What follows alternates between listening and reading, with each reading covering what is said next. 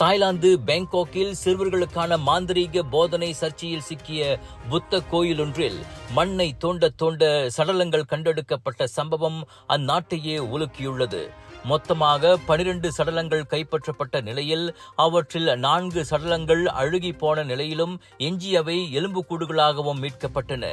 அச்சடலங்களில் ஒன்று 2 மாதங்களுக்கு முன்னர் சமய சடங்குக்காக கோயிலுக்கு தானமாக கொடுக்கப்பட்டது குடும்பத்தாரிடம் மேற்கொள்ளப்பட்ட விசாரணையில் கண்டறியப்பட்டது.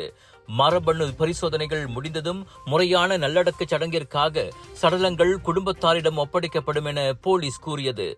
சிறுவர்களின் சடலங்களை திருடி மறைத்து வைத்த கோணத்தில் கோயில் நிர்வாகம் விசாரிக்கப்படுகிறது. சம்பந்தப்பட்ட கோயில் சடலங்களை வைத்து சிறுவர்களுக்கு விசித்திரமான மாந்திரீக போதனையை நடத்தி வருவது முன்னதாக முகநூலில் அம்பலமானது. மந்திர கண் மந்திர காதுகளை பெறும் ரகசியம் என கூறி சிறார்கள் தவறாக வழிநடத்தப்படுவதாகவும் குற்றம் சாட்டப்பட்டது.